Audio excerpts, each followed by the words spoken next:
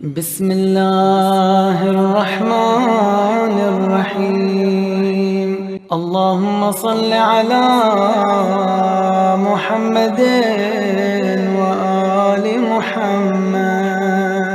اگر آپ نے ابھی تک چینل کو سبسکرائب نہیں کیا تو سبسکرائب کرنے کے بعد بیل نوٹیفیکیشن آن کیجئے اور اس ویڈیو کو دوسرے بھائیوں کے ساتھ شیئر اعوذ باللہ من الشیطان الرجیم، بسم اللہ الرحمن الرحیم۔ سلسلہ معرفت انبیاء علیہ السلام، ہمارا یہ سلسلہ جو تھا انبیاء علیہ السلام کی تاریخ کے حوالے سے، جس میں حضرت آدم علیہ السلام کے حالات بیان ہو رہے تھے، اور آج اس کا لاسٹ پارٹ ہے۔ تو حضرت آدم علیہ السلام کے جو حالات ہیں وہ یہاں تک بیان ہوئے تھے کہ حضرت آدم علیہ السلام کو غسل، ان کا کفن اور ان کا دفن، اور یہ غسل و کفن اور دفن یہ کس نے کیا؟ آپ کے وصی حضرت شیث علیہ السلام نے۔ حضرت آدم علیہ السلام کے فرزند بھی تھے اور حضرت آدم علیہ السلام کے وصی بھی تھے اور پیغمبر بھی تھے۔ تو انہوں نے جو ہے وہ جبرائیل امین اپنے ساتھ تجہیز و تکفین کا سامان ساتھ لائے تھے، تو انہوں نے حضرت آدم علیہ السلام کو غسل و کفن اور دفن کیا۔ اب یہاں پر سوال یہ ہوتا ہے کہ حضرت آدم علیہ السلام کو دفن کیا تھا حضرت شیث علیہ السلام نے، دفن کہاں کیا تھا؟ عام طور پہ اس کے بارے میں مختلف جو ہے وہ لوگ سوالات کرتے ہیں، اور مختلف مقامات پہ حضرت آدم علیہ السلام کی قبر کے حوالے سے بھی کہتے ہیں کہ حضرت آدم کی قبر فلاں جگہ ہے، حضرت آدم علیہ السلام کی قبر فلاں جگہ۔ تو لوگوں نے ویسے بہت ساری منسوب جگہیں کی ہوئی ہیں۔ تو حضرت آدم علیہ السلام کی قبر کہاں ہے؟ تو اس کے بارے میں کہ حضرت آدم علیہ السلام کی جو روح نکلی تھی وہ مکہ کی سرزمین کوہ ابو قبیس، یعنی جو پہاڑی تھی ابو قبیس، اس پہاڑی پہ حضرت آدم علیہ السلام کی روح نکلی تھی۔ تو یعنی جس سے یہ معلوم ہوتا ہے کہ یہ پہاڑی اس کو آباد کیا تھا حضرت آدم علیہ السلام نے، یعنی ان کا گھر جو تھا کوہ ابو قبیس پر تھا۔ تو مکہ کی سرزمین پہ پہلا گھر اللہ نے بنایا، اللہ کا گھر تھا، اور جو انسانوں میں جو گھر بنا وہ کہاں پر تھا؟ کوہ ابو قبیس۔ تو پہاڑی کا ایک بلند مقام تھا، درندوں اور دیگر چیزوں سے سیف رہنے کی ایک محفوظ مقام تھا۔ تو لہٰذا ابو قبیس نامی پہاڑی پر، اور یہ ابو قبیس پہاڑی، اس کا ذکر آ گیا تو اس کو بیان کرتا چلو۔ تو یہ پہاڑی ابو قبیس جو ہے یہ دنیا کا بھی پہلا پہاڑ ہے۔ دنیا کا بھی کیا ہے؟ پہلا پہاڑ۔ یعنی اللہ سبحانہ وتعالیٰ نے جب پوری زمین کو خلق کیا تو اس کا جو آغاز ہوا وہ کہاں سے ہوا؟ وہ خانہ کعبہ سے ہوا۔ خانہ کعبہ والی جگہ سے زمین کا آغاز ہوا۔ تو اس کعبے کا آغاز ہونے کے ساتھ جو دنیا میں پہلی پہاڑی وجود میں آئی وہ کوہ ابو قبیس آئی۔ پہاڑیاں اور بھی ہیں، پہاڑ اور بھی ہیں، لیکن یہ پہاڑ سب سے پہلے وجود میں آئی۔ تو لہٰذا اب یہ جو پہاڑ ہے ابو قبیس، یہ خانہ کعبہ کے مشرقی طرف ہے۔ تو اور یہ وہ پہاڑ ہے جس کے بارے میں یعنی دیکھیں، پہلا اس پہاڑ پر مسکن اور گھر کس کا بنا؟ حضرت آدم علیہ السلام کا۔ دوسرا، اس پہاڑ پر حضرت ابراہیم علیہ السلام کھڑے ہو کر دعوت توحید دیتے تھے لوگوں کو، اور اسی پہاڑ سے حضرت ابراہیم نے پتھر اٹھا کے خانہ کعبہ کو بھی تعمیر کیا۔ یہ البتہ اس سے پہلے خانہ کعبہ کی پہلی تعمیر میں جو جبرائیل امین نے پتھر نکالے تھے، جو پوشیدہ کیے گئے تھے، جو خانہ کعبہ کی تعمیر میں 4 رکن میں 4 پتھر رکھے گئے تھے، جس کو ہم نے پہلے بیان کیا تھا، وہ اسی پہاڑ کے دامن میں سے حضرت جبرائیل امین نے نکال کر دیے، اور پھر جو ہے وہ خانہ کعبہ کی تعمیر شروع کی۔ پہلی خانہ کعبہ کی تعمیر جو حضرت آدم علیہ السلام جب جنت سے باہر آئے تھے، تو اسی پہاڑ سے پتھر وہ لیے گئے، جو 4 رکن بنیادیں رکھی گئی پتھروں کی، وہ اسی پہاڑ سے لیے گئے پتھر۔ اور پھر حضرت ابراہیم کا زمانہ آیا تو حضرت ابراہیم علیہ السلام اسی پہاڑی کے اوپر کھڑے ہو کر کیا کرتے تھے؟ آپ دعوت توحید دیتے تھے۔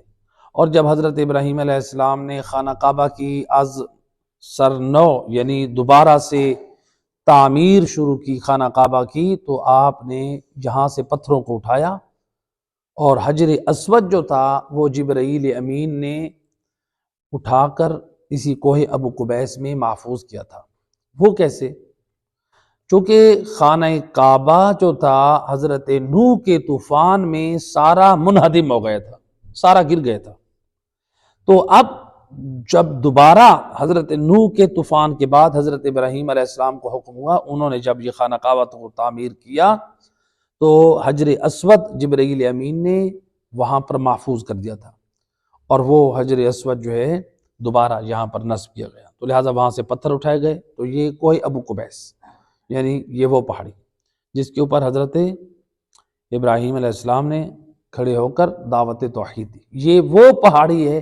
اسی پہاڑی کے اوپر حضرت رسول خدا صلی اللہ علیہ وآلہ وسلم اللہم صلی علی محمد، آپ صلی اللہ علیہ وآلہ وسلم بھی اسی پہاڑی پر کھڑے ہو کر لوگوں کو دعوت توحید دیتے، اور شق القمر کا جو معجزہ، چاند کا جو معجزہ آپ سنتے ہیں، وہ رسول اللہ اسی پہاڑی پر کھڑے ہوئے تھے اور آپ نے وہ معجزہ دکھایا تھا، اور چاند کا ایک حصہ اسی پہاڑی کی جانب آ گیا تھا۔ یہ وہ پہاڑی ہے۔ اور فتح مکہ میں جب یہ لشکر اسلام داخل ہوا تھا، حضرت بلال جو ہیں صحابی نبی، جن کے بارے میں مشہور یہ ہے کہ انہوں نے خانہ کعبہ کی چھت کے اوپر آذان دی، لیکن تاریخ میں روایت میں ملتا ہے کہ حضرت بلال نے جو آذان دی فتح مکہ کے موقع پر، وہ پہاڑ ابو قبیس پر چڑھ کر انہوں نے آذان دی۔ کیوں؟ تاکہ پورے مکہ میں اعلان توحید ہو جائے۔ تو ان حضرت بلال نے اذان کہاں دی تھی؟ پہاڑ ابو قبیس پر، اور پہاڑ ابو قبیس پر ایک مسجد تعمیر ہوئی، مسجد بلال کے نام سے، حضرت بلال نے جہاں پر وہ اذان دی تو اسی جگہ پر کیا کیا گیا؟ وہاں پر مسجد بنا دی گئی، مسجد بلال۔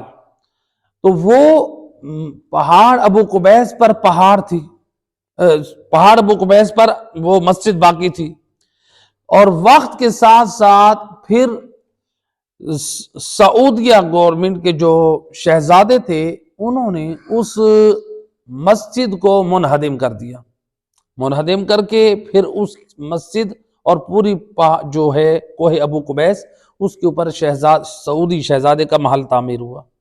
تو جو لوگ جاتے ہیں ہو کر آتے ہیں اور جب وہاں رہے ہیں ان کو یہ سارا معلوم ہے۔ تو اب وہ مسجد نہیں ہے بلکہ وہاں پر کیا ہے؟ سعودی شہزادے کا محل ہے۔ تو لہٰذا یہ جو ہے اہل سعود میں یہ کوئی انوکھی بات نہیں ہے کہ مسجد کو منہدم کیا، انہوں نے مکہ میں جو انبیاء کی قبوریں ہیں ان کے مسمار کیا، منہدم کیا۔ رسول خدا صلی اللہ علیہ وآلہ وسلم اللہم صلی علی محمد، جو جائے ولادت باسعادت تھی، اس اثر کو ختم کرنے کی انہوں نے کوشش کی، تو اور کتنے مقدس مقامات تھے، مزارات کو انہوں نے منہدم کیا، مسمار کیا۔ پھر اسی طرح انہوں نے جنت البقیع میں جو نبی پاک صلی اللہ علیہ وآلہ وسلم کی پاک آل تھی، اہل بیت اطہار، امام حسن علیہ السلام، امام زین العابدین علیہ السلام، امام محمد باقر علیہ السلام، امام جعفر صادق علیہ السلام، ہیں جی، یہ آل رسول تھے، ان کی قبور تھی، ان کو منہدم کیا گیا، گرائے گئے مزارات۔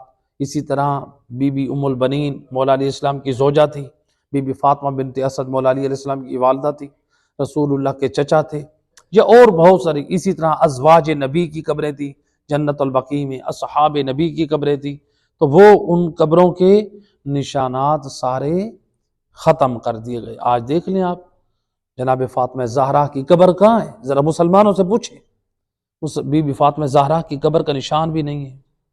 جنت البقیع میں بی بی فاطمہ زہرا کی قبر کا نشان نہیں ہے، یہ مسلمانوں کے لیے لمحہ فکریہ ہے۔ وہ کہتے ہیں کہ نہیں ایک قبر جو ہے وہ جو رسول کی آل جو جن کی 4 قبریں ان سے پہلے ایک قبر نہیں، وہ رسول اللہ کے چچا کی قبر ہے، وہ جناب فاطمہ زہرا کی قبر کا نشان نہیں ہے۔ یہی مسلمانوں کے لیے دعوت فکر ہے۔ بتاؤ رسول اللہ کی بیٹی فاطمہ زہرا اتنی عظمت و شان کی مالک اور اس کی قبر کا نشان نہ ہو، کیا وجہ تھی، کیا اسباب تھے بی بی فاطمہ زہرا کی قبر کو پوشیدہ رکھا گیا؟ تو بہرحال یہ ایک علیحدہ موضوع ہے۔ ایک صلوات پڑھے محمد والے اللہم صلی علی محمد وآل محمد وعجل۔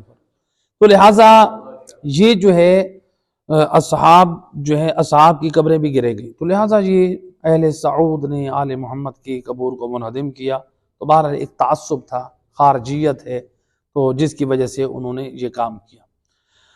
تو اب جو ہے یہ خانہ کعبہ جس کے پہلو میں یہ پہاڑ تھی ابو قبیس، تو اس پہاڑ پر ابو قبیس میں یعنی تاریخ بشریت کا پہلا انسان دفن ہوا، یعنی مکہ کی سرزمین میں جو پہلا شخص جو دفن ہوا وہ کون تھے؟ حضرت آدم علیہ السلام۔ حضرت آدم علیہ السلام کو کوہ ابو قبیس پر دفن کیا، تو ان کو دفن کیا، اور جب حضرت آدم کو دفن کر لیا تو اس کے بعد دفن کر کے جب یہ فارغ ہوئے تو اس کے بعد جو ہے قابیل جو تھا وہ ایک پہاڑی سے نیچے اترا، اس نے آ کے حضرت شیس علیہ السلام سے ملاقات کی اور ان کو ڈرایا اور دھمکایا۔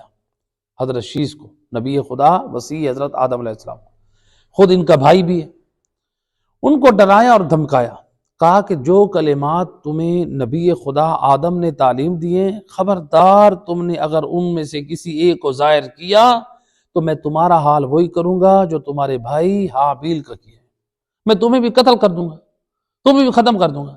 جب میری قربانی قبول نہیں ہوئی تھی تو میں نے اس کو ختم کر دیا تھا، اب اگر تم نے آدم نبی کے دین کی ترویج کی، تعلیمات کو عام کیا، میں تجھے بھی ختم کر دوں گا۔ یعنی خود آدم نبی کا بیٹا یعنی نبی کے دین کا دشمن بن گیا۔ لہذا آدم نبی پہلا انسان ہے کرۂ ارض پہ، زمین میں، حضرت آدم علیہ السلام، اپنا بیٹا ان کا جو ہے وہ کیا ہے منحرف ہو گیا، کیونکہ حضرت آدم علیہ السلام کیا تربیت صحیح نہیں تھی، نہ تھی، لیکن وہ واقعہ تفصیل سے بیان ہو چکا ہے کہ اس کو کس نے بہکایا؟ شیطان نے۔ جب اس کی قربانی قبول نہ ہوئی تو شیطان نے آ کر کیا کہا؟ وہ اس کی قربانی کو آگ نے قبول کیا، تیری کو قبول نہیں کیا، وہ آگ کی پرستش کرتا تھا، تو بھی آگ کی پرستش کر۔ شیطان نے بہکایا تو اس نے آگ کی پرستش شروع کر دی اور بے دین بن گیا، یعنی توحید پرست باپ کا بیٹا آتش پرست بن گیا۔ تو لہٰذا کیا تھا؟ اپنی منمانی اور ضد میں آ گیا۔ ضد ہمیشہ انسان کو نقصان پہنچاتی ہے، اس ضد میں انسان خدا کا دشمن بن جاتا ہے، ضد میں انسان نبی کا دشمن بن جاتا ہے، ضد میں انسان امام کا دشمن بن جاتا ہے۔ تو لہٰذا انسان یعنی حق کو دیکھے اور حق کو پر عمل کرے۔ تو لہٰذا یہ جو ہے اس نے آ کے دھمکایا، تو حضرت شیس علیہ السلام کے پاس جو کلمات تھے، یعنی جو حضرت آدم کے صحیفے تھے، وصیت تھی، حضرت شیس نے کیا کیا؟ اب وہ سلسلہ تبلیغ بند کر دیا؟ نہیں، تاریخ کہتی ہے حضرت شیس علیہ السلام نے مخفی طور پر لوگوں کو فرداً فردہ اکیلے ملتے، ان کو تبلیغ جو ہے وہ دین کرتے، تو لہٰذا ان کو اللہ کی کتابیں پڑھ کر سناتے، تو اس طرح سے ان کو تبلیغ کرتے، لیکن کھلے عام تبلیغ دین نہیں کرتے تھے۔ یہاں پر جو ہمارے اوپر ایک اعتراض کیا جاتا ہے، ایک صلوات پڑھے محمد والا،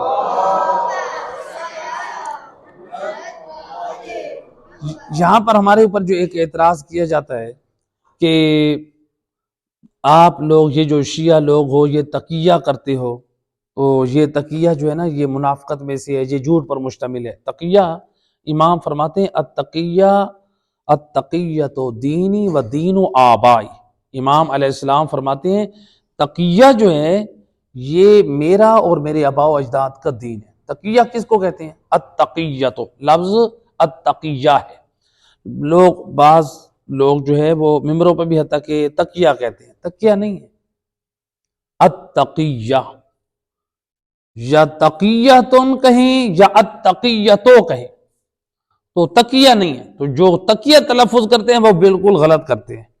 تو بہرحال تقیہ جو تھا یہ حضرت شیس علیہ السلام نے کیا کیا؟ تقیہ کیا۔ تو اب کہتے ہیں کہ یہ شیعہ حضرات، یہ آپ لوگ جھوٹ اور منافقت کا سہارا لیتے ہیں۔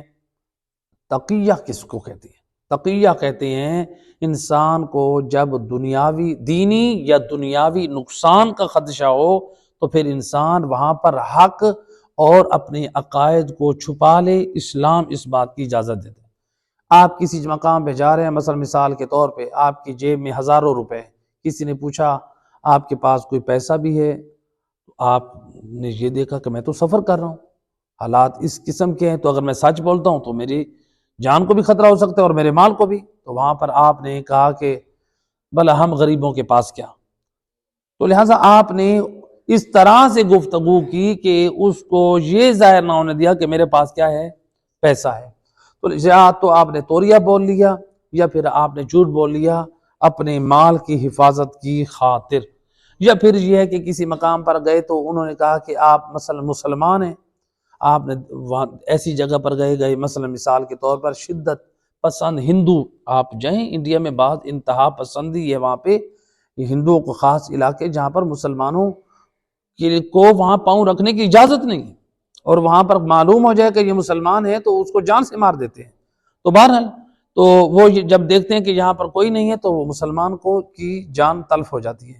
تو بہرحال اگر ایسی جگہ پہ انسان ہو جہاں پر انسان کی اسلام کا اظہار کرتا ہے، جان کو خطرہ ہو، یا پھر انسان کہتا ہے کہ میں جو ہے آل محمد کا حبدار ہوں، اور لوگ جو ہے نا اس آل محمد سے عداوت اور بغض رکھتے ہوئے، خارجیت تعصب رکھتے ہوئے اس وہ مومن کو کیا کرتے ہیں؟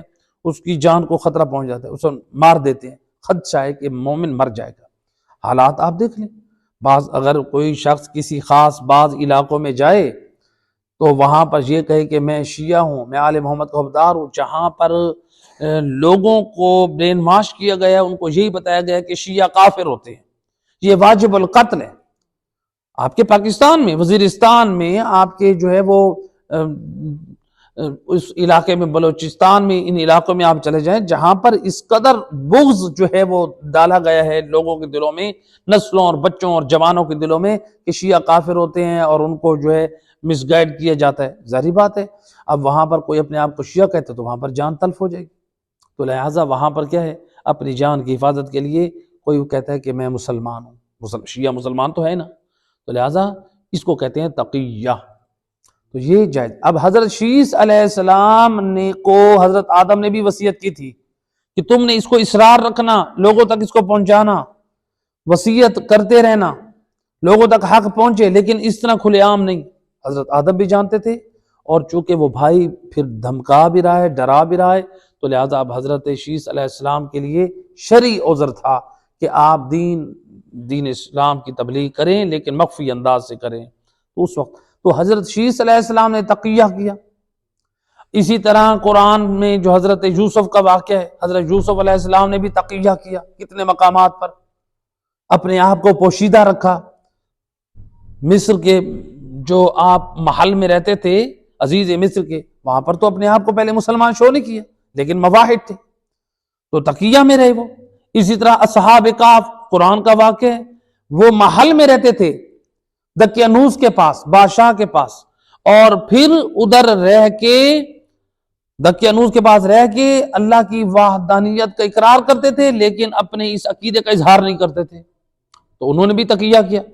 حضرت یوسف نے تقیہ کیا، اصحاب کہف نے تقیہ کیا۔ اگر ان کا عمل غلط ہوتا تو اللہ تعالیٰ قرآن میں ان کی ذکر کو کر دیتا کہ تم لوگوں نے غلطی کی، اپنی اصلاح کرو۔ تو لہٰذا انبیاء کی سیرت سے یا قرآن کے جو وہ واقعات، ان میں کوئی ہمیں ایسی چیز نہیں ملتی، بلکہ ہمارا موضوع آج تقیہ نہیں ہے، تو انشاءاللہ کبھی کسی مناسبت پر تقیہ کے اوپر گفتگو کریں گے۔ تو بہرحال آج ہمارا موضوع حضرت آدم علیہ السلام ہے۔ صلوات پڑھیں محمد والے۔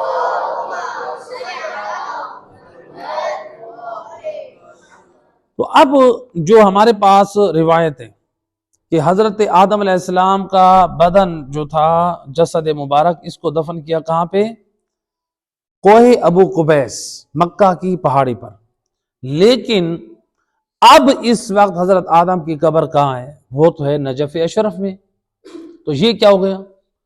یعنی دفن کیا حضرت آدم کو مکہ کی پہاڑی میں، اور آج ان کی قبر جو ہے وہ ہے نجف اشرف میں۔ بعض لوگ یہی اعتراض کرتے ہیں، دیکھو یہ شیعہ حضرات جو ہے کہتے ہیں، خود اقرار کرتے ہیں کہ حضرت آدم علیہ السلام کوہ ابو قبیس میں دفن ہوئے، اور پھر اب کہتے ہیں کہ مولا علی علیہ السلام کی قبر حضرت آدم کی قبر کے ساتھ ہے۔ تو یہ کیا ہے؟ تاریخی جو حقیقت ہے وہ یہ ہے، حضرت آدم کو دفن کیا تھا کوہ ابو قبیس میں، لیکن جب طوفان حضرت نوح آیا تو اس وقت حضرت نوح کی جو کشتی تھی وہ مکہ کی سرزمین پر پہنچی۔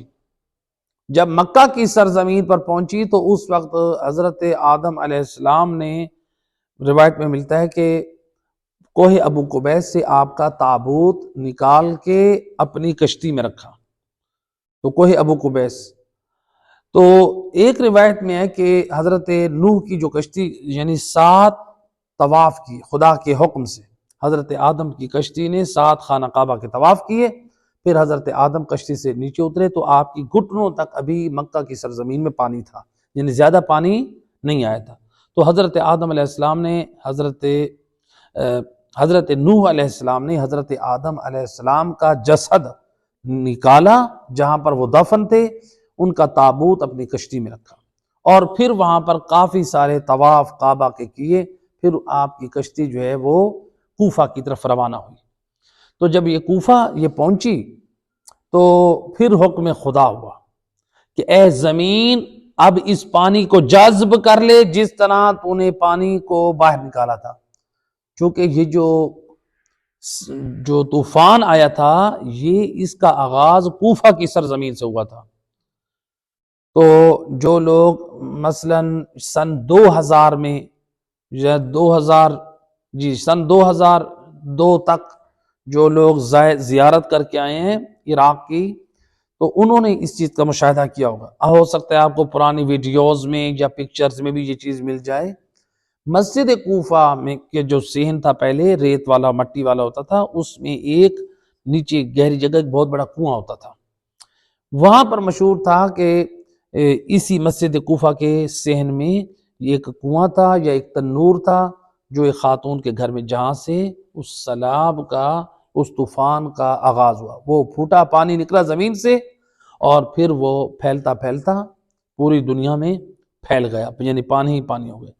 تو آغاز کہاں سے ہوا طوفان کا؟ کوفہ سے، اور جب حضرت نوح کی کشتی پہنچی کوفہ میں تو حکم ہوا کہ اب یہ جذب ہو جائے، زمین پانی کو جذب کر لے، پانی کو کھینچ دیا گیا۔ پھر حضرت نوح علیہ السلام کی جو کشتی تھی وہ آئی نجف کے قریب، جب انہوں نے اپنی کشتی کو روکا اور حضرت آدم علیہ السلام کا جو تابوت تھا وہ لے کر آئے، وہاں پر دفن کیا جہاں آج مولا علی علیہ السلام کی قبر مبارک ہے۔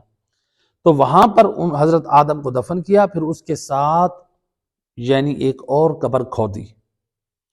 تو روایت بھی ہے ہمارے پاس معصوم سے کہ حضرت آدم کی جو قبر ہے اسی قبر میں مولا علی علیہ السلام کو دفن کیا گیا، اسی قبر میں حضرت آدم علیہ السلام کو، حضرت آدم علیہ السلام آگے ایک قبر میں ہیں، ان کے بعد دوسری قبر ہے، جو دوسری قبر حضرت نوح نے اپنے زندگی میں کھودا تھا، اور مولا علی علیہ السلام نے خود کہا تھا اپنے بیٹوں سے، امام حسن امام حسین علیہ السلام سے، میری قبر کھودنے کی ضرورت نہیں ہے، جو ہے وہ پشت کوفہ میں یعنی نجف کی وادی میں نوح نبی نے اپنے ہاتھوں سے کھودی ہوئی ہے۔ تو اس میں حضرت نوح دفن ہوئے تھے، تو روایت میں ملتا ہے کہ اسی قبر میں تو حضرت نوح سے آگے یعنی مولا علی علیہ السلام کو دفن کیا گیا۔ تو یعنی جو ہے اس لیے زیارت امام علی علیہ السلام کا بھی جملہ ہے، السلام علیکہ، یعنی اے اس ذات پر سلام کہ جو یعنی 2 ہستیوں کے الفاظ جو ہے میرے ذہن میں نہیں آ رہے، تو بہرحال وہ جو ہے جس میں حضرت آدم علیہ السلام اور حضرت نوح کے وجود کے درمیان مولا علی علیہ السلام کی جو ہے وہ قبر مبارک بنائی گئی، یعنی حضرت نوح کی قبر میں حضرت علی علیہ السلام کو اتارا گیا۔ آپ کے جسد مبارک کو صلوات پڑھ دے محمد صلی اللہ علیہ وسلم۔ تو لہٰذا اسی لیے بعض لوگ جو ہیں وہ کہتے ہیں، اعتراض کرتے ہیں کہ آپ یہ مولا علیہ السلام کی زیارت نجف کے لیے کہتے ہیں، تو کیوں کرتے ہیں؟ تو اس کا یہ واقعہ ہے کہ سیلاب کے وقت حضرت آدم کا جسد یہاں پر لے کر آئے تھے، تو اسی لیے جو آج بھی علماء اور فقہاء نجف اشرف ہیں، مجتہدین کرام، وہ مولا علیہ السلام کی زیارت جب کرتے ہیں تو خاص زیارت کرتے ہیں۔ اس زیارت کا نام ہے زیارت دور، یعنی جس میں حضرت آدم کی بھی زیارت ہے، حضرت نوح کی بھی زیارت ہے۔ تو علماء جو نجف میں جاتے جو رہتے ہیں وہ مولا علیہ السلام کی زیارت کے ساتھ ساتھ حضرت آدم اور حضرت نوح کی بھی زیارت کرتے ہیں۔ جہاں مولا علی علیہ السلام کی زیارت کی 2 رکعت نماز پڑھتے ہیں، وہاں پر حضرت آدم اور حضرت نوح کے لیے بھی 2 رکعت نماز زیارت پڑھتے ہیں، تو لہٰذا ان کی بھی زیارت کرنی چاہیے۔ مل کے صلوات پڑھے محمد۔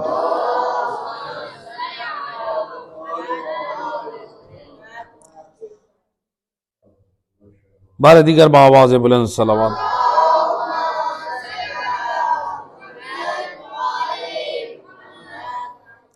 تو اب جو ہے حضرت آدم علیہ السلام کی یعنی تدفین جو ہے، اس کے 2 روایتیں، یعنی کوہ ابو قبیس میں دفن کیا، سیلاب یعنی جب طوفان آیا تو پھر ان کو نجف منتقل کر دیا گیا۔ اب حضرت آدم علیہ السلام کی جب وفات ہوئی تھی، تو یہ قابیل جو تھا یہ کہاں تھا؟ تو روایت میں ہے کہ یہ جو قابیل تھا، یہ اور شیطان انہوں نے مل کے جشن منایا تھا حضرت آدم علیہ السلام کی وفات کا۔ بیٹا باپ کی وفات کا جشن منا رہا ہے، استغفر اللہ، دشمنی پہ آ چکا تھا، نبی خدا کی حق سے منحرف ہو گیا تھا، اس نے چونکہ آتش پرست بن گیا تھا، اور روایت میں ہے کہ انہوں نے باجے یعنی ساز موسیقی کے جو آلات ہوتے ہیں ان کو ایجاد کیا، اور انہوں نے اس وقت ناچ گانا ان چیزوں کی بنیاد رکھی۔ تو زمین میں ناچ گانے موسیقی کے آلات کی بنیاد رکھنے والے کون تھے؟ شیطان اور قابیل تھا، اور یہ نبی خدا کی وفات پر جشن منا رہے ہیں اور بے حیائی اور بغیرتی کو انجام دے رہے ہیں۔ تو آج جو لوگ ناچ گانا موسیقی کی محفلیں گرم کرتے ہیں، جشن مناتے ہیں، وہ شیطان اور قابیل کی پیروی کرتے ہیں۔ تو لہٰذا یہاں پہ ہمیں ایک اور میسج ملا، نبی خدا کی وفات کا جشن منانا، خوشی کا اظہار کرنا، بھنگڑے ڈالنا، مبارکبادیاں دینا، یہ نبی کے دشمن کا کام ہے اور یہ شیطان کا کام ہے۔ اور اس سنت کو کس نے اپنایا؟ شیطان کی سنت کو، یعنی شیطان کی سیرت کو کس نے اپنایا؟ قابیل کے راستے کو کس نے اپنایا؟ اس دور کے یزید کی وکالت کرنے والوں نے، اس دور کے ناسبی اور خارجی فکر رکھنے والوں نے۔ حضرت آدم کی زمانے میں شیطان اور قابیل جشن منائیں، خوشی منائیں، بھنگڑے ڈالیں، ناچ گانے کا اہتمام کریں، ایک نبی خدا کی وفات پر خوش ہو رہے ہیں۔ اور آج یوم عاشور کے دن پوری دنیا نواسہ رسول امام حسین علیہ السلام کی شہادت پر گریہ کر رہی ہے، نوحہ کنا ہے، عزاداری کر رہی ہے، گریہ کر رہی ہے، ان کے ذکر کو کر رہی ہے، ان کی مصیبت میں آنسو بہا رہی ہے۔ اور یزید کی وکالت کرنے والے، یزید کی طرفداری کرنے والے، بنو امیہ کی حبدار، یہ کیا کرتے ہیں؟ خوشی اور فرحت کا اظہار کرتے ہیں، اس دن شادی کرتے ہیں۔ کتنے خاندانوں میں جو ناسبی فکر کے لوگ ہیں، جو خارجی فکر کے لوگ ہیں، آل محمد سے جو عداوت رکھتے ہیں، بنو امیہ کی محبت کا اظہار کرتے ہیں، تو لہٰذا یہ کیا کرتے ہیں؟ یہ لوگ بھی اسی شیطان کے راستے پہ چلتے ہوئے، جس طرح میدان کربلا میں روز عاشور بنو امیہ نے خوشی کا اظہار کیا تھا امام حسین علیہ السلام کی شہادت کا، آج دنیا میں روز عاشور یہ بنو امیہ کے عہدیدار، ان کے وکیل، ان کے طرفدار، یزید کے پیروکار، یزید کی وکالت کرنے والے، یہ کیا کرتے ہیں؟ یہ خوشی مناتے یوم عاشور کو، امام حسین کی مظلومیت پہ آنسو نہیں بہاتے، امام حسین علیہ السلام کی فرش عذاب پہ نہیں آتے، امام حسین علیہ السلام کے غم نہیں مناتے، بلکہ کیا کرتے ہیں؟ اس دن شادیاں رکھ دیتے ہیں، اس دن ولیمہ رکھ دیتے ہیں، اس دن بچوں کا عقیقہ رکھ دیتے ہیں، اس دن اپنے کاروبار بزنس کو سٹارٹ کرتے ہیں، اس دن جو ہے نئے گھر میں شفٹ ہونے کی وہ تقریب رکھتے ہیں۔ یاد رکھیں، جو لوگ روز عاشور کو بابرکت سمجھتا ہے، اس دن شادی کرتا ہے، اس دن بچوں کا عقیقہ کرتا ہے، اس دن اپنے گھروں میں تقریبات کرتا ہے، اپنی خوشی کا اظہار کرتا ہے، اس گھر میں خیر نہیں ہے جس گھر میں روز عاشور خوشی منا جائے، اس شادی میں برکت نہیں ہے جو شادی روز عاشور کی جائے، اس اولاد میں برکت نہیں ہے جس اولاد کا عقیقہ روز عاشور کیا جائے۔ تو لہٰذا یہ جو کرتے ہیں حقیقت میں یہ یزید کی وکالت کرتے ہیں۔ روز عاشور انہوں نے بھی کربلا میں خوشی منائی، اور پسر آدم علیہ السلام نے بھی خوشی منائی۔ کس کے ساتھ مل کے منائی؟ شیطان کے ساتھ۔ تو وہ نبی کی وفات پر خوشی منا رہے تھے، تو یہ فرزند نبی جو سید الانبیاء ہیں، ان کے فرزند حسین ابن علی کی یوم شہادت پر خوشی منا رہے ہیں جی۔ تو لہٰذا یہ خوشی منانا یہ کیا اسلام سے محبت ہے؟ تو لہٰذا اس رسول سے اگر عقیدت اور محبت ہے تو رسول اللہ کو جو ہے وہ تعزیت پیش کرنی چاہیے۔ اور دیکھیں، میں پوری ذمہ داری سے یہ بات کر رہا ہوں، گوگل پہ علماء اہل سنت کے فتاوے موجود ہیں، ان سے پوچھا گیا یہ بتائیں کہ کیا روز عاشور قبرستانوں میں جانا اور وہاں پر جو ہے پانی ڈالنا اور وہاں پر سبزہ ڈالنا قبروں کے اوپر یہ جائز ہے؟ علماء کے خود نیٹ کے اوپر ان کے فتاوے موجود ہیں، ان کے مدرسے کے سٹیمپس بھی موجود ہیں، وہ کہتے ہیں کہ نہیں، یہ روایات سے ثابت نہیں ہے، یہ بدعات میں سے، اس کو بدعت کہا ہے۔ روز عاشور جو اہل سنت اپنے قبرستانوں میں جاتے ہیں، اور یہ صرف پاک و ہند میں جاتے ہیں، ہمارے پاکستان میں یا انڈیا میں جاتے ہوں گے، باقی دنیا میں اور قبرستان ہے، کسی جگہ پہ بھی ایسا نہیں ہے۔ آپ چلیں گے دنیا کے کسی بھی قبرستان میں، وہاں پہ ایسا نہیں ہوتا ہے کہ لوگ جو ہے یوم عاشور والے دن قبرستانوں میں چلے جائیں اور اپنے مردوں کو یاد رکھیں، تو ایسا نہیں ہوتا ہے۔ تو لہذا یہاں پر یہ کیوں انتظام کیا گیا، لوگوں کو کیوں ان کی فکریں تبدیل کی گئی؟ ان کو اس لیے قبرستانوں کی طرف بھیجا جاتا ہے کہ تاکہ یہ لوگ، یہ مسلمان، یہ امام بارگاہوں میں مجالس عزا میں نہ جائیں، امام حسین پہ غم میں آنسو نہ بہائیں۔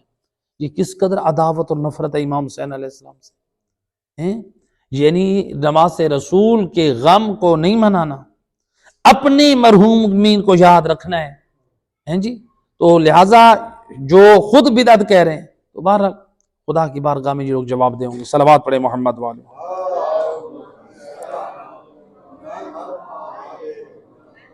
تو لہٰذا یہ جشن منانا، خوشی کا اظہار کرنا، اس میں یہ اپنے بغض اور اپنی خارجیت اور ناسبیت کی یہ جو ہے وہ تائید کر رہے ہیں کہ ہم آل محمد سے عداوت رکھتے ہیں، ان سے محبت نہیں کرتے۔ صلوات پڑھ دے محمد والے۔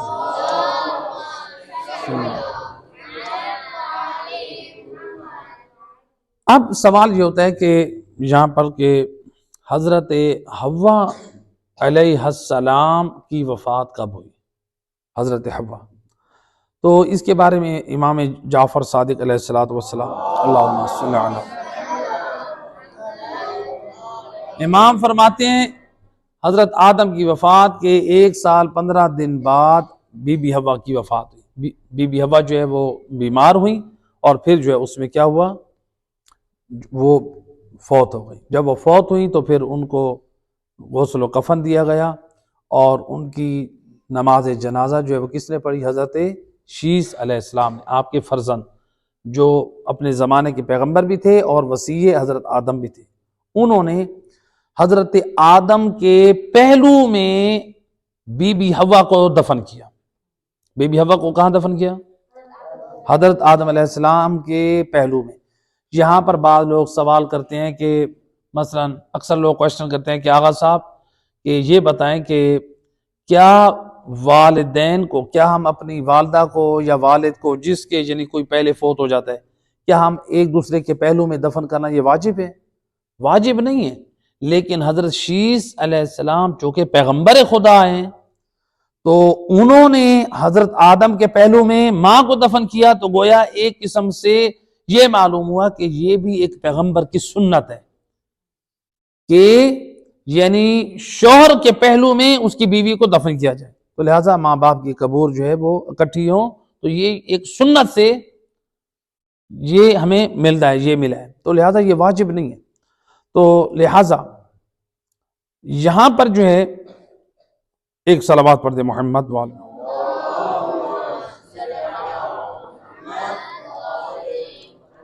تو یہاں پر جو ہے حضرت آدم علیہ السلام کی قبر کے ساتھ ان کی قبر بنائی گئی۔ تو حضرت آدم اور بی بی حوا کا انتقال کے بعد اب اس دنیا میں کون تھے ہادی؟ حضرت شیس علیہ السلام۔ حضرت شیس علیہ السلام کے یہ پیغمبر تھے، تو کیا حضرت شیس پہ بھی کوئی آسمانی کتاب نازل ہوئی؟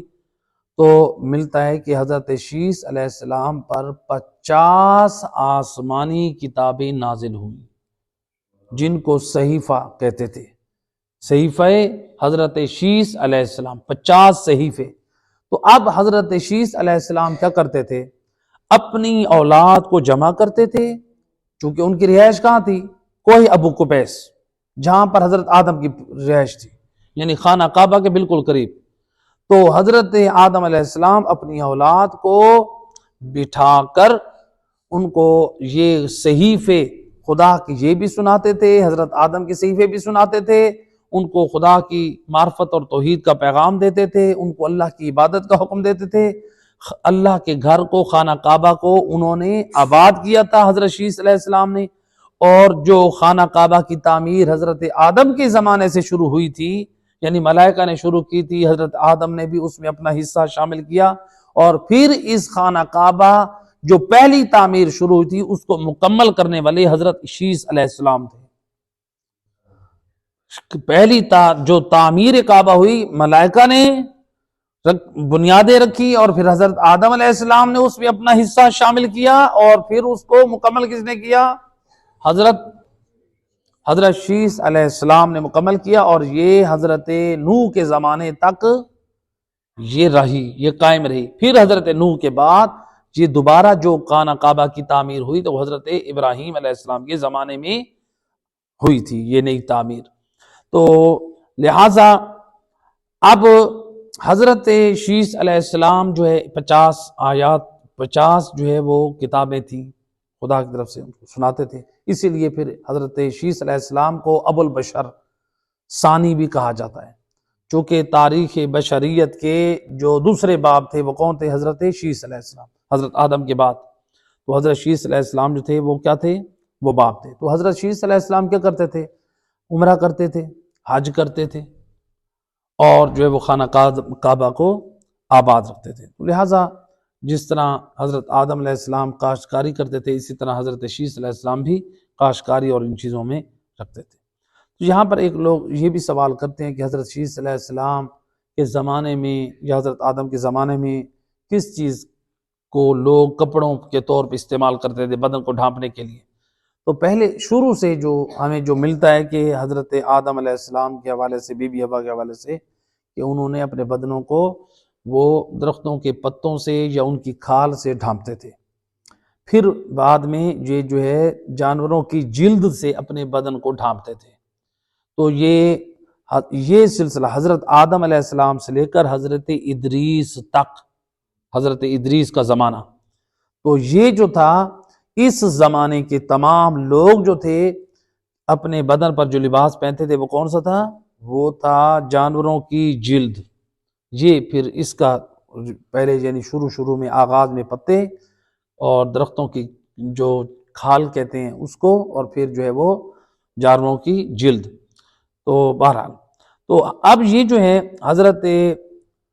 اب سوال یہاں پر یہ ہوتا ہے کہ حضرت آدم اور حضرت نوح کے درمیان کتنا فرق ہے؟ تو ہمارے پاس جو ملتا ہے تاریخ میں کہ حضرت آدم اور نوح نبی کے درمیان 6 نبیوں کا فاصلہ ہے۔ کتنے نبیوں کا؟ 6 نبی۔ پہلے حضرت شیس علیہ السلام جو فرزند تھے، پھر ان کے فرزند آئے، وہ بھی وسیع تھے، ان کا نام انوش تھا۔ تیسرے تھے قینان، وہ ان کے فرزند تھے، یعنی حضرت آدم کے کیا بنے؟ یہ پرپوتے۔ اور پھر اس کے بعد نمبر 4 ہے مہلائل، اور نمبر 5 یرد، اور نمبر 6 ادریس۔ حضرت ادریس کے بعد جو ہے وہ حضرت نوح کا زمانہ ہے۔ تو لہٰذا یہ حضرت ادریس، حضرت شیس سے لے کر حضرت ادریس تک یہ 6 نبی ہیں۔